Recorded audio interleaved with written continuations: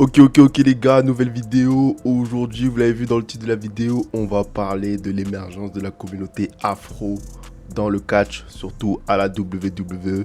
C'est parti. Alors avant de commencer la vidéo, n'hésite pas à liker, à partager et à t'abonner. C'est très important pour le référencement. Et n'hésite pas également à booster la vidéo. Je dis ça, je sais même pas si je peux encore le faire, mais bon, si en tout cas je peux le faire, fais-le. Hein, n'hésite pas à booster la vidéo parce que YouTube met en avant les petits créateurs comme moi, même si je suis destiné à faire de grandes choses. Et ça, j'en ai la certitude. Voilà, tu notes de la force et t'inquiète même pas, ce n'est que le début, les belles choses arrivent. Alors clairement, ces 5 dernières années, on va dire, on va pas se mentir les gars, l'afro-américain est hype. Que ça soit chez les hommes ou chez les femmes, l'afro-américain est une personne qui est hype. Et ça, quelque part, ça fait plaisir. Ça fait plaisir, moi, en tant qu'afro, en tant que noir africain, mais également, ça fait plaisir pour la diversité et pour énormément de choses. C'est vrai qu'à l'époque de Catch Attack, NT1, etc., il y avait quand même des catcheurs afro-américains. Je pense à Mark Henry, je pense à Bobby Lashley et Kofi Kingston. Mais principalement, ce n'était que les trois. Aujourd'hui, bon, après, il y a eu le New Day qui est arrivé. Aujourd'hui, on a Obafemi, qui est vraiment hype en ce moment, qui est vraiment une superstar en devenir. On a Trick Williams, qui est lui aussi une superstar en devenir, qui est champion des États-Unis. J'ai oublié de préciser, chez les anciens, on avait R-Truth, même si, bon, il n'était pas forcément pris au sérieux, mais en tout cas, c'est une personne qui compte beaucoup dans la communauté afro en termes de catch. On a Carmelo Hayes, qui aujourd'hui est vu comme un underdog. On a Javon Evans, qui aujourd'hui est vraiment apprécié par les plus jeunes. Chez les femmes, on a Bianca Belair, Naomi, Jade Cargill, Sasha Banks, Lash Legends. Enfin, vraiment, les gars, on a beaucoup de noms. Et je peux même compter Nia Jax. Je suis un ouf, j'ai failli oublier Booker T à l'époque. Booker T à l'époque qui est aujourd'hui, du coup, le mentor de Trick Williams. Enfin, voilà, les gars. On va pas se mentir les gars, l'homme afro, la femme afro est hype. Mais maintenant, pourquoi on est hype? C'est là que, entre guillemets, il peut avoir une problématique. Et c'est là que je peux avoir des réticences par rapport à la WWE et la société en général. Parce qu'il faut savoir que la WWE est le reflet de notre société. Je vais développer dans la vidéo. Donc concrètement, pourquoi les Afro-Américains aujourd'hui sont hype à la WWE? Comme j'ai dit tout à l'heure, c'est dû au reflet de notre société. Aujourd'hui, que ce soit dans la musique, que ce soit dans la danse, vraiment dans l'art en général, l'afro-descendant, l'africain, l'afro-caribéen, peu importe, aujourd'hui, c'est ça qui marche, c'est ça qui fait danser les foules, c'est ça qui fait que on est écouté partout dans le monde. Mais derrière, on a la validation extérieure, mais est-ce qu'on a la validation en interne? C'est-à-dire que est-ce qu'on est payé pour ce que l'on fait à notre juste valeur? Non. Est-ce que sur d'autres plans, que ce soit sur le plan politique, sur le plan diplomatique, administratif, etc., on est respecté? Non. Et c'est là le souci. Parce que certes, du coup, dans la WWE, si on prend cet exemple, l'homme et la femme afro est hype, mais est-ce que pour autant, ils sont forcément tous destinés à des grandes carrières? Pas tous. Malheureusement, pas tous. Et c'est pas forcément une question de talent, c'est aussi une question de projection. C'est aussi une question de projection. Bien évidemment, on peut pas mettre tout le monde champion, sinon ce serait trop facile. Il faut t'imposer aussi d'une autre manière, mais clairement, c'est assez compliqué de se démarquer. Il y a aussi ces dérives, du coup, le racisme.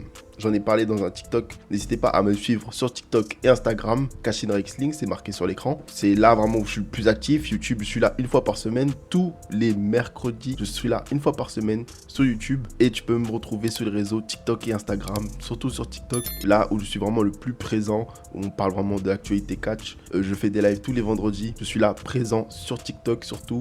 Instagram également. Un peu plus compliqué de percer, mais t'inquiète pas, c'est pas un souci. De tous les cas, c'est Dieu qui fait le temps. On s'en occupe tranquillement. Bref, suis-moi sur TikTok, Instagram et like, partage, abonne-toi comme d'hab. Donc du coup, je disais, oui, le racisme présent, parce que du coup, prenons l'exemple par exemple de Jade Cargill. Il y a un match, je vais vous mettre l'extrait à l'écran. Il me semble qu'il y a un match où en fait on voit qu'elle perd sa perruque, etc. Parce que bon, mauvaise chute au moment d'une prise, elle perd sa perruque, etc. Si le fait que bon, les gens se plaignent que du coup on lui a donné un titre de champion qu'elle méritait pas parce que du coup in-ring c'est vrai que Jade Cargill c'est pas la meilleure, qu'elle est là juste parce qu'elle a un charisme, etc. Et bon, c'est une femme noire, donc elle est sujet automatiquement à la discrimination, à la misogynie noire etc., etc. Et ça, sur Twitter, ça a eu un impact. Clairement, ça a eu un impact. Et c'est là qu'on a vraiment découvert aussi qu'il y a du racisme dans la communauté catch. Pareil, le fait que Trix Williams, Obafemi soient mis en avant, ça dérange énormément de personnes. Le racisme dans la communauté catch, je le répète, n'a pas sa place. Si tu regardes cette vidéo, que t'es un facho, tu dégages, j'ai pas besoin de toi. Ouais, moi ici, sur cette chaîne, je vais pas faire le bec, je sais pas quoi, à rester poli, je sais pas quoi. Non, tu dégages, pour ne pas dire autre chose, parce que j'ai pas envie de me faire non plus squash par YouTube. Mais clairement, en tout cas, il y a du racisme dans la communauté catch envers la communauté afro, et ça, malheureusement, ça ne date pas d'hier. Mais bref, c'est un sujet dans lequel je pense que je pourrais en faire toute une vidéo. Mais du coup, maintenant qu'on a compris de pourquoi l'afro-américain est hype à la WWE, et malheureusement le fait qu'il y ait des dérives racistes, etc., quelle est la suite, en fait, pour l'afro, tout simplement, à la WWE? Mais moi, franchement, si vous voulez mon propre avis, là, je tiens à dire qu'à moi, ce n'est que mon propre avis. L'afro-américain a encore 5 ans, voire presque 10 ans devant lui. On aura vraiment des champions de partout afro. Ça, je vous le dis direct. Je pense, en tout cas, après l'arc Roman Reigns, Seth Rollins, etc., une fois que ces grands monsieur, ces grandes légendes de la WWE du catch vont malheureusement prendre leur retraite, c'est là que du coup Obafemi, Trick Williams vont vraiment briller. J'imagine que d'autres catcheurs afro vont prendre le relais. Je ne vous mens pas, je ne sais pas trop ce qui se passe actuellement à NXT. Du coup, il y a eu Javon Evans, Trick Williams, Obafemi qui viennent d'NXT, qui viennent d'arriver à la WWE l'année dernière et cette année. Pour les années suivantes, en plus, c'est vrai, parce que je pense que du coup, vu qu'il y a NXT Europe, il y aura NXT Africa, quoi qu'il arrive, les gars. NXT Africa, je pense que ça va être vraiment quelque chose de grandiose. Là, je vous mets des vidéos à l'écran. Vous pouvez voir des lutteurs africains, etc., qui font du catch. Une discipline qui est vraiment connue mondialement et qui, clairement, je pense, dans les années à venir, on va vraiment se pencher sur le catch africain. Et ça, pour mon plus grand bonheur, moi en tant que Camerounais, clairement, c'est quelque chose, je pense, dans l'avenir qui va vraiment s'implanter, soit à la WWE, à la EW, TNA, peu importe. C'est vrai, d'ailleurs, en parlant de TNA, on a Ricky Sosa, qui est un catcheur belge, donc francophone, qui est aujourd'hui à la TNA. On parle de Kuro qui est un catcheur français afro, qui du coup a fait le tryout de la WWE. Malheureusement, il n'a pas été sélectionné, mais voilà, vous voyez que les afros en fait prennent de l'ampleur tout simplement. Et aujourd'hui, la WWE regarde énormément les réseaux sociaux pour recruter des nouveaux catcheurs, des nouveaux athlètes. Et ils ne prennent pas forcément des catcheurs. Prends l'exemple de Blanca Belair, de base c'était une bodybuilder, si je ne dis pas de bêtises. Aujourd'hui, la WWE, et ça a toujours été le cas d'ailleurs, n'hésite pas vraiment à se diversifier. Et c'est encore plus présent avec les réseaux sociaux, c'est encore plus flagrant. Donc clairement, je pense que dans l'avenir, la communauté afro aura vraiment sa place. Aujourd'hui, on a de plus en plus de créateurs de contenu afro, dont moi je m'inclus, qui parlent de catch. Badis Club, je pense à qui? Je pense à JD, je pense aux frérots de Kickout, je pense les frérots de Kickout qui sont la plupart des afros. Bon, il y a Tim aussi, bon, c'est un blanc mais on s'en fout, enfin voilà quoi, vous avez compris. Donc aujourd'hui, en fait, l'afro s'identifie à la WWE, s'identifie au catch. Clairement, ça fait plaisir. Ça fait plaisir. C'est vrai que moi, je vous parle en tant qu'afro, je vous parle de mon expérience personnelle. Il y a quelques années, c'était chaud. C'était chaud. Mais clairement, aujourd'hui, ça fait plaisir. On prend vraiment du plaisir à parler de catch parce que c'est une discipline qui a marqué notre enfance.